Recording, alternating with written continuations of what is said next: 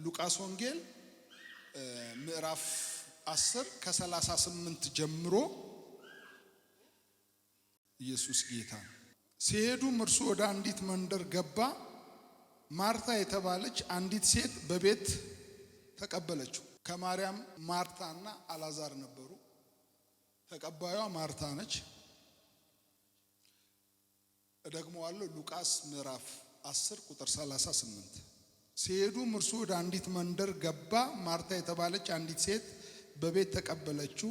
ለእርሷ ማርያም የምትባል እህት ነበረቻት። እርሷም ደግሞ ቃሉን ልትሰማ በኢየሱስ እግር አጠገብ ተቀምጣ ነበረች። ማርታ ግን አገልግሎት ስለበዛባት ባከነች። ቀርባም ጌታ ሆይ እኔ እንድሰራ እህቴ ብቻዬን ስትተወኝ አይገድህምን? ጥያቄ ኢየሱስ እንኪያስ እንድታግዘኝ ንገራት አለችው። ኢየሱስ መልሶ ማርታ ማርታ በብዙ ነገር ትጨነቂያለሽ ትታወቂማለሽ፣ የሚያስፈልገው ግን ጥቂትና ወይም አንድ ነገር ነው። ማርያም መልካም ዕድልን መርጣለች፣ ከእርሷም አይወሰድባትም አለ። መልካም ዕድልን ምረጡ ነው የስብከቴ ርዕስ። እጆቻችሁን ከፍ አድርጉ። ልዑል እግዚአብሔር እናመሰግንሃለን፣ ይህንን ዓመት አንተ ስለረዳሃን። ዛሬ ደግሞ ሕዝብ ቃልህን እንዲሰማ የሊዲያን ልብ እንደከፈትክ የሕዝብህን ልብ ክፈተው። ለእኔም ለባሪያህ የምናገርበትን ጸጋ ስጠን። ሁሉ በኢየሱስ ክርስቶስ ስም ለእግዚአብሔር አብ ክብር ይሁን፣ አሜን። ቁጭ በሉ።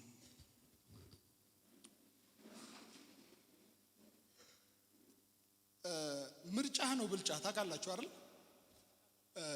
ማርያም መልካም ዕድልን መርጣለች ብሎ የተናገረው ጌታ ኢየሱስ ክርስቶስ ነው። ታውቃላችሁ አሁን ያለንበት ጊዜ ወይም ሲዝኑ የሚያባክንበት ዘመን ላይ ያለንበት ጊዜ ነው እና ግን እቺ ምክንያታዊ መባከን ውስጥ የነበረች ሴት ነች። ጌታ ኢየሱስ ክርስቶስ ይሄ ቢታንያ የሚባለው ቦታ ከኢየሩሳሌም 10 ኪሎ ሜትር ወጣ ብሎ የሚገኝ ገጠራማ ከተማ ነው እና ጌታ ኢየሱስ ክርስቶስ ወደ ኢየሩሳሌም ሲሄድ ወደ ቢታንያ ገጠራማ ከተማ ገብቶ አድሮ ተስተናግዶ ነበር የሚወጣው ወደ ኢየሩሳሌም የሚያልፍ። ሁሉ ጊዜ ወደ ቢታንያ ሲሄድ ማርታ፣ ማርያም፣ አላዛር የሚባል ቤተሰቦች ቤት ገብቶ አርፎ ነው የሚወጣውና ኢየሱስ መጣ ማለት ለብቻው አይመጣም። ኢየሱስ ታውቃላችሁ አለ ተከታዮች አሉ፣ 12 ደቀ መዛሙርቶች አሉ። ሁለት ሁለት አድርጎ ላካቸው ከተባለ ደግሞ 82 ሰዎች ናቸው የሚከተሉት። በብዛት ግን ኢየሱስን የሚከተሉት 12 ደቀ መዛሙርቶች ናቸው። እንግድነት ኢየሱስን ስታስቡት ብቻውን አይደለም የሚመጣው፣ ከተከታዮቹ ጋር ነው የሚመጣው እና ይሄንን ቤተሰብ ይሄንን ሁሉ ሰው ይዞ ስለመጣ ልታስተናግድ ማርታ ከበር ላይ ተቀብለው ጌታ ኢየሱስ ክርስቶስ ከገባ በኋላ የእስራኤል ካልቸር ሰዎች ወደ ቤት ሲመጡ ውሃ ይሰጧቸዋል፣ ዘይት ለአናታቸው የራ ዘይት ያፈሱላቸዋል፣ ምግብ ያዘጋጁላቸዋልና አስፈላጊ ነገር ነው እየሰራች ያለችው ማርታ። ትክክለኛ ነገር ነው ያለችው እና ስራው እየበዛባት ሰዓቱ እየሄደ ሲመጣ ማርያም ቁጭ ብላ ኢየሱስ ክርስቶስን ትሰማዋለች እና ቁጭ ብላ ማርያም ስትሰማ ለኢየሱስ መጣችና አይገድም ወይ እኔ እየለፋሁ ነው እየደከምኩ ነው። ማርያም ቁጭ ብላ ቃል ትሰማለች እና እንድታግዘኝ ንገራት አለችው። እንግዲህ ተነሺ ነይ ብላ ሳትጠይቃት አትቀርም። አራግዢኝ እንግዶቹ በስተዋሉ አረ ተነሺ ስትላት አልሰማ ስትለው ያሳበቀች ይመስለኛል። በቆይ ኢየሱስ ተነሺ ሲላት ትነሳለች። እሱን ስለምትሰማው ቁጭ ብላ ስለምትሰማው እኔን ስላልሰማችኝ ነው ለኢየሱስ መጣችና አይገዳትም። ዝም ብላ ቁጭ ብላ አንተን ትሰማሃለች። እንግዶች የሁሉ ሰዎች እያሉ እኔ ሁሉ ደፋ ቀና እያልኩ ራት እያዘጋጀው ነው፣ ለእግራችሁ ውሃ እያዘጋጀው ነው፣ ለዘይት ውሃ እያዘጋጀው ነው። በጭንቀትና በድካም ውስጥ ነው ያለሁትና እሷ ዝም ብላ ተቀምጣለች እና ኢየሱስ ተነሽተሽ አገልግያት አግዣት ይሄን ሁሉ ሰው ይዤ መጥቻለሁ ይላል ተብሎ ነበር የሚጠበቀው። ኢየሱስ የመለሰው መልስ ግን በጣም አስደናቂ መልስ ነው። ለሷ ማገስ ይገባው፣ እሷ ልታገለግለው ነው፣ ኢየሱስ ልታገለግለው ነው፣ የሱን እንግዶች ልታገለግል ነው። ግን አንድ ነገር አላት፣ ማርታ መልካም ዕድል መርጣለች። እንደዚህ አይመስላችሁም? አሁን ሁሉ ሰው በአገልግሎት አሁን አንዳንድ ሰዎች ታውቃላችሁ አገልግሎት ነው አገልግሎት ነው አገልግሎት ነው አገልግሎት ነው። አንዳንድ ሰዎች ስራ ነው ስራ ነው ስራ ነው ስራ ነው፣ ላይፍ ነው እኮ ትግል ነው። አሁን ደግሞ በጣም በቃ ኑሮ ምናምን የአገር ነገር ምናምን ሁሉ ነገር የዓለም ነገር በጣም በቃ እየተጨነቀ ነው ሰው ያለው። አይደለም እየሰራ እየደከመ አይደለም። ዝም ብሎ ሰው ወጣቶች ዝም ብሎ ነው የሚጨነቁት። አንዳንድ ሰዎች እዚህ መጥተው አጋንንት አስወጣላቸው ቤተሰብ እነሱ ሊያኖሯቸው ወደፊት ፊውቸሪቲ ተስፋ ቆርጠው መንፈስ ይገባባቸዋል። እንዴት ነው እንጀራ ምን በላው፣ እናቴ እንዴት ታኖረኛለች፣ አባቴ እንዴት ያኖረኛል ብለው በጣም ስትረስ ውስጥ ነው ያለው ወጣቱ ትውልዱ። በጣም ይጨነቃሉ። ብዙ ሰዎች ከአጋንንት ስርዓት ላይ ሳማክራቸው ካውንስል ሳደር ይጨነቃሉ። ለነገ ይጨነቃሉ፣ ስለ ባላቸው ይጨነቃሉ፣ ስለ ጤናቸው ይጨነቃሉ። ብዙ ሰዎች ጭንቀት አለ። ማርያም ግን ቁጭ ብላ ትሰማ ነበር። አይችሁ አሁን ጀነሬሽኑ ምንድነው እዚህ ሁከት ውስጥ በብዙ ነገር አላት ጌታ ኢየሱስ። ትጨነቂያለሽ ብላ ችግር የለም፣ ትታወቂያለሽ። ብዙ ሰዎች ይታወቃሉ፣ ብዙ ሰዎች ይጨነቃሉ፣ ስለ ነገ ይጨነቃሉ። ዛሬ ላይ የኖሩ ለነገ ተበድረው ይጨነቃሉ። በጣም በቃ እረፍት የሌለው ጭንቀት። በመንግስት ስራ ላይ ያሉ አገልጋዮች፣ ባለትዳሮች፣ ወጣቶች፣ ተማሪዎች ይጨነቃሉ። መምህራኖችም አሁን ዩኒቨርሲቲ ምናምን ያስጨንቋቸዋል። እንዲገባቸው ሳይሆን እንዲጨነቁ ነው ዓለሙ፣ ሲስተሙ ራሱ። ሰው ሁሉ እየተጨነቀ ነው ያለ፣ እየታወከ ነው ያለ። ምንድነው ኢየሱስ የሚያወራው ታዲያ? በዚህ ውስጥ ማን ነው ተረጋግቶ መኖር የሚችል? ዳዊት ሲናገር ምድር ብትነዋወጥ አለ፣ ተራሮች እየተነሱ ወደ ባህር ልብ ቢወሰዱ አለ፣ እኛ አንፉ። ለምን ካላችሁ ያመነውን ያውቃል። የሰማው ድምጽ አለ። የሚያኖረው የእግዚአብሔር እጅ ነው። መኖሪያ የዘላለም አምላክ አይደለም፣ የዘላለም ክንድ ነው ያለው። ለዚህ ነው ከናን ወተት ማር ሙሴ እያለ ነው መጨረሻ ላይ ስብከት ቀየረ። አንዳንድ ጊዜ የልጅነት ስብከት አለ። ወተት ማር ትባረኪያለሽ፣ እንደዚህ ትሆናለህ ምናምን አለና ሊገቡ ጫፍ ላይ ሲደርሱ እሱ ሊሞት ተራራ ላይ ወጥተህ ሙት ነው ያለው። ታውቃላችሁ እስካሁን ድረስ ይሁዳ መጽሐፍ ላይ ብቻ ነው በሙሴ ሬሳ ተከራከሩ የሚለው እንጂ ሙሴ የት እንደተቀበረ የት እንዳለ አይታወቅም። እንዲያውም አንድ ጊዜ ታውቃላችሁ ኢየሱስ ክርስቶስን ኤልያስና ሙሴ ማቴዎስ 17 ላይ ማንበብ ትችላላችሁ። መተው ስነ መለኮት አዋቂዎች አጽናኑት፣ የመስቀል ላይ ሞት በርታ አይዞ አሉት ይባላል። ሙሴና ኤልያስ መጡ። ሰው ሁሉ የተጨነቀበት ጊዜ ነው። ሰው ሁሉ የታወቀ ምንድነው ታዲያ መፍትሄው ካለ የሚያስጨንቅ ነው። ታውቃላችሁ በጣም ሰው ሁሉ ባክኗል። ቲክቶክ ይዞ ነው ሰው በቃ ዝም ብሎ ቲክቶክ አለ፣ ፊልም አለ። ኢቭን ቸርች መጥቶ ራሱ ሁከት አይምሮ ውስጥና ጭንቀት ስላለ የእግዚአብሔርን ቃል አይሰማም። ቶሎ ጨርሶ ቢሄድን ነው የሚለው ሰው ሁሉ። ለእግዚአብሔር ድምጽ ጊዜ ሰው የለም፣ መረጋጋት የለም። የሚያስጨንቅ ነው እኮ ዓለማችን የሚያስጨንቅ ነው። አትጨነቁ ያለው እኮ የሚያስጨንቅ ስለሆነ ያስጨንቃል። እንግዳ ሲመጣ ያስጨንቃል። ስለ ልጆቻችሁ መውለድ ብቻ ነው እንዴ የምታስቡ? እኮ ልጅ ስጠኝ እሺ፣ ሲሰጠስ ስለ ማሳደግ እንጨነቃለን። ሲያድጉ ደግሞ ክፉ ወንዶች ጋር ጠብቃቸው ብለህ ትጨነቃለህ። ከክፉ ሴቶች ጠብቃቸው ልጄን ብለህ ትጨነቃለህ። ሄደው ከትምህርት ቤት እስከሚመጡ ትጨነቃላችሁ። የሚያስጨንቃል ምንድነው ታዲያ? ጌታ ኢየሱስ ክርስቶስ የሚያስተምረው ነው። በዚህ በሚያስጨንቅና ሁከት በሞላባት ዓለም ውስጥ ምንድነው ማርያም የመረጠችው? ቁጭ ብላ ኢየሱስን ትሰማው ነበር። ነገስታቶቹ፣ ባለሀብቶቹ፣ ይሄ ዘመን እግዚአብሔርን ማይሰማ ሰው አይም ሶ ተማሪዎች፣ ወጣቶች፣ ህፃናት ቢሆን ለልጅ ልደት ጊዜ አላቸው አይደል? ልደት ለሰርግ ጊዜ አላቸው። ለብዙ ነገር ጊዜ፣ ለቲክቶክ ጊዜ አላቸው። አሁን አንዳንድ ሰዎች እግር ኳስ የአርሴናል የማንቸስተር ደጋፊ ነን ይላሉ። እነሱ እኮ አንድ ጊዜ ጠብ አድርገው በሰዓት ነው የሚከፈላቸው። ይሄኛው ምንም እኮ ኪሹ ውስጥ 10 ብር ሳይኖረው የአርሴናል ተጫዋችን ቁጥራቸውን ያውቃቸዋል፣ ስማቸውን ያውቃል። ዘካርያስ መጽሐፍ እንዳለ ግን አያውቅም። በጣም እንደ ማቹር እንደሆኑ ያጫውታቸዋል። በቃ ነቢያቶች እንደዚህ ምናምን ኢየሱስ ጌታ ነው የሚል ጥቅስ ብለህ ብትለው አያውቅም።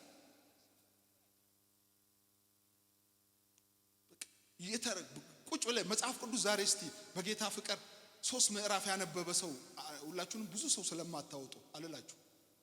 የእግዚአብሔር ቃል 3 ምዕራፍ ያነበበ ሰው ዛሬ የጸለየ ሰው ጊዜ የለውም። ለማን ነው ጊዜ የሌለው ካልከኝ ለሞተለት ጌታ ጊዜ የለው። በጣም ለስራ ጊዜ አለው፣ ለልጆቹ ጊዜ አለው፣ ለሚስቱ ጊዜ አለው፣ ለባሏ ጊዜ አላት። ለብዙ ነገር ጊዜ አለው። ለእግዚአብሔር ጊዜ የላችሁ። መቼ ነው አንዳንድ ጊዜ የሚኖረው ካላችሁ፣ ጳውሎስ በጣም መጽሐፍ እንዲጽፍ ሲፈልግ እስር ቤት ውስጥ ነው የሚገባው። ብዙ መጽሐፍቶችን የጻፈው ታስሮ ነው። ጊዜ ይሰጣል እግዚአብሔር እምቢ ካልክ። እስር ቤት አለው፣ ማረጋጊያ ቦታ አለው፣ ሆስፒታል አለው። በጣም አንተን በፍቅር ይለምናል እንጂ ላረጋጋ ካለ አረጋጋ። ይሰጣል ጊዜ። አልሰማም ካልክ ይሰጣል ጊዜ። የህይወት እስትንፋስ በእጆቹ ናቸው ያለው።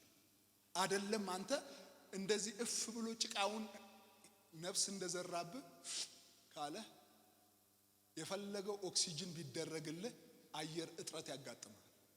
ማንሙን ምንም ነብዩን ኤልሳ በሚሞትበት በሽታ ተያዘ። እግዚአብሔር ሲመጣ ከአንዴ ከያዘ የትኛውም ኃይል ያስለቅ። ቀደም ስናገር እንደሰማችሁት እንኳን ቸርች እንድሰራ እግዚአብሔር እድል ሰጠኝ። አንድ ልጅ ብትታመምብኝ፣ አንድ ሚስት ብትታመምብኝ ያለኝን ሸጬ ታይላንድ አሳክማት። እንኳን ለመንግስቱ አይደለም አይመስለንም። በቃ የለንም ጊዜ። እድር ላይ ጊዜ አለን። በእድር ላይ ሱፋችንን ለብሰን ለማህበራዊ እሴቶቻችን ጊዜ አለን። ለእግዚአብሔር ጊዜ ተረጋግተን ምን ሰማበት። ይሄ የታወከና የተጨነቀ አይምሮ እግዚአብሔርን ድምጽ ማስተናገድ አይችልም። ሰይጣን አታክ ያደረገው የሰውን ስፒሪት እግዚአብሔርን አንደርስታንድ እንዳያደርገው። መለኮታዊ ዓለም ሂድና ወንጌል ስራ እንደዚህ አድርግ ብሎ እንዴት ያዛል? የተጨነቀና የታወከ ሰው ማስተናገድ አይችልም። ህፃናቶችን ሄዳችሁ በተያዛቸው ድሮ ታውቃላችሁ አመድ ስር ልክፍት ይመታቸው ነበር። አመድ ስር ህፃናት አዋቸው እንደ ተጣሙ ይመጣሉ። የድሮ መንፈስ ወይ አንገቱ ተጣሙ ምናምን። አሁን ደግሞ ልክፍት በቲክቶክ ነው። እናቶች እስከ ሌሊቱ 7 ሰዓት ቲክቶክ ይዘው አይጸልዩ። አገር እንዲህ እየተተረማመሰ እናቶች አሁን ቸርች ላይ ማላጅ ቆጣ። ሰይጣን አከርካሪውን የመታው ወንጌል ስርጭትንና ጸሎት። እግዚአብሔር ቃል እንደዚህ ይሉኛል አንዳንድ ሰዎች አውቀው እንዳቆም ስፈልግ። ሄዶ እኮ ቤት ሽሮ ይበላል፣ ከዛ ወፍራም ብርድ ልብስ ለብሶ እኮ ፊልም እያየን ይተኛል። እንዲህ ይላል፣ ይጨነቅ። ለሌላ ነገር ሲሆንስ አሁን ጫወታ ምናምን ቢሆን አርሴናል ጫወታ 8 ሰዓት ተነስቶ ያል። አሁን ድሮ እንቅልፍ እምቢ ሲለን ተነስተን እግዚአብሔር ጸልዩ ብሎን ነው አይደል ምንለው። እምቢ ካለ እንደምንም ብለን ሞባይላችንን ነው የምናነሳው።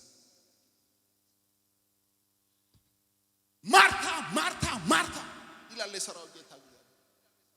ስምን አስገባበት።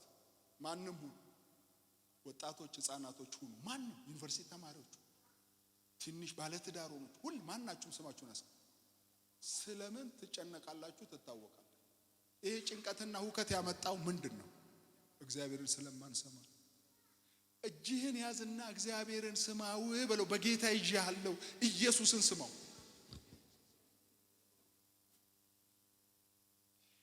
ዘዳግም 33 ቁጥር 3 ላይ ማን ያነብልኛል? ቶሎ ህዝቡንም ወደዳቸው። እሺ ህዝቡንም ወዶኛል በሉ እስቲ። አልወደደህም? አንተ አትወደውም እንጂ 100% ወዷል። እንዴት አወቅ ካልከኝ ራቆቱ መስቀል ላይ ሞቶላል። ህዝቡን ወደዳቸው። ከዛስ ቅዱሳን ሁሉ በእጅ ናቸው። እሺ በእግሮችም ተቀመጡ። እሺ ቃሎችንም ይቀባበላሉ። ቁጭ ብለው ቃል ይቀባበላሉ፣ ቃል ይሰማሉ።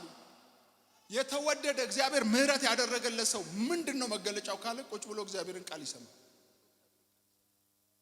እዝራ ሲያስተምር ለ6 ሰዓት የእግዚአብሔርን ቃል ቆመው ይሰሙት ነበር። ቆመው ለ6 ሰዓት። አሁን እኮ የልጅነት ልምሻ በሽታ እንዳለበት ሰው አንድ ጊዜ ቆም ስትለው እንዲህ ብሎ ቁጭ ይላል፣ ጤንነት እያለ። ሉቃስ 2:46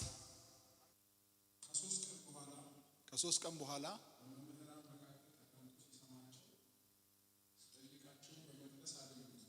ሲሰማቸው ማን?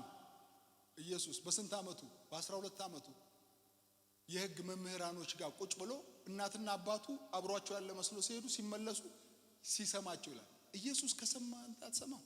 ቁጭ ብሎ መምህራኖችን ይሰማቸው። ጥያቄ ከመጠየቅ በፊት መስማት። አንዳንድ ሰው አይሰማም፣ ካላወራ ሱሰኛ። አንዳንድ ሰው መድረክ ላይ ሲቀመጥ ማውራት አይችልም። ሲቀመጥ ደግሞ በግሪኩ በዕብራይስጡ ይላል። መስማት በጣም በቃ መስማት። ሁለት ጆሮ የተሰጠን እንድንሰማ አንሰማ። የብዙ ሰዎች ችግር ምንድነው? አለመስማት። እግዚአብሔርን አይሰሙ። እግዚአብሔርን የሚያውቁ ሰዎች አይሰሙ። በቃ እናውቃለን ስለሚሉ አይሰሙ። ኢየሱስ ቁጭ ብሎ ይሰማቸው ነበር። ኢየሱስ መምህራችን፣ የቃሉ ባለቤት፣ ቃሉን በሚያስተምሩ መምህራኖች ቁጭ ብሎ ይሰማቸው ነበር። በጣም ዮሐንስ ራእይ መጽሐፍ 4 መጽሐፍ ነው የጻፈው። 5 መጽሐፍ ሶሪ ዮሐንስ ወንጌልን አንደኛ ዮሐንስ፣ ሁለተኛ ዮሐንስ፣ ሶስተኛ ዮሐንስና ራእይን የጻፈ ሰው የኤፌሶን ቤተክርስቲያን ላይ ትልቅ መገለጥ ያለው በልጅ ጢሞቴዎስ ፓስተር በሱ ሰሚት አድርጎ ይማር ነበር። አንዳንድ ሰዎች ራሳቸው ላይ ስለሚሰቅሉ ሰሚሽን ይቸገራል። ቁጭ ብሎ ይማር ነበር ከጢሞቴዎስ እግር ስር ቁጭ ብለ መማር። መረጋጋት ሁከት ነው። ስማኝ፣ አንድ ሰው ቢታመምብህ ከቤተሰብ እግዚአብሔር ምስክሬ ነው ሁከቱ ይጨምራል። አልዓዛር የታመመ ጊዜ ቤቱ ተበጠበጠ፣ ተጠራ። እሱ አውቆ ዘገየ ይላል። የሚሰማ ቤተሰብ ስለነበረ ሸተተ የተባለውን ሬሳ ኢየሱስ እንደገና አምጥቶ ቀላቀለላቸው። ብዙ ጊዜ ትልልቅ ድል ያገኙ ሰዎች፣ ትንሣኤን የሚካፈሉ ሰዎች በመልካም ጊዜ እግዚአብሔር ልጅ ኢየሱስን የሚሰሙ ሰዎች፣ በመከራ ጊዜ በድሎት ጊዜ ካልሰማው ምሳሌ መጽሐፍ ላይ በመከራ ጊዜ ወደ እኔ ይጮሃሉ፣ እኔም ከሰማይ ሆኜ አላግጥባቸዋለሁ ቃሉ ነው።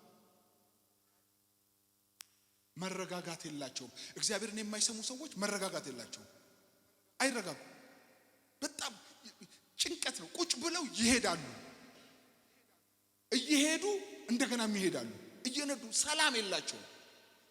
ሰላም ገንዘብ የሚሰጥ ቢሆን ጥሩ ነው። ሰላም ጸጋ የሚሰጥ ቢሆን ጥሩ ነው።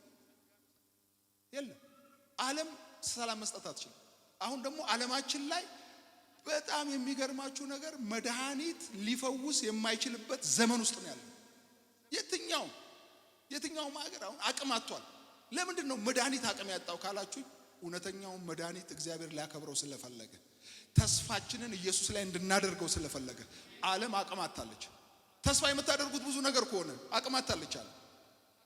ገንዘብን እስክትጨርስ ድረስ እንደምትሞት ከሰዓታት በኋላ እያወቀ መድኃኒት ያዝላል። ገንዘብን እንደምትሞት ያውቃል እኮ ከአንድ ሰዓት ከሁለት ሰዓት እንዳለቅ የመጨረሻውን ጥግ ሂሳብ አወራርዶ ነው የሚሸኘው። እግዚአብሔር ሬሳ የገባውን የነ ማርታ የበሰበሰውን ሬሳ ይሸታል የተባለውን ሬሳ አምጥቶ ከቤተሰብ ጋር ቀላቀለ። እስቲ አሜን። እሱን የሚሰማ ሰው ከመከራ ስጋት ያርፋል፣ በተድላ ይኖራል፣ በደስታ ይኖራል። እባካችሁ ያዝ አድርገውና ስለ መድኃኒዓለም ስለ ገብርኤል አይደለም፣ እባክህ ኢየሱስን ስማው።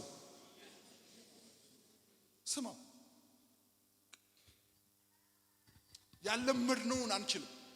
ስለዚህ ማን ነው በዚህ ዘመን ተረጋግቶ የሚኖረው ካላችሁ፣ ማርያም ቁጭ ብላ ኢየሱስን የምትሰማ በጌታ ፍቅር ልለምናችሁ፣ ማንንም አትስሙ። በቃ እናንተ በቃ መስሚያችሁ ጥጥ ነው ልበል። አንድ ነገር ብቻ ለምን ኢየሱስን ብቻ ስሙት። ያዘውና እባክህን ኢየሱስን ስማው። ተነስተን እንጸልይ።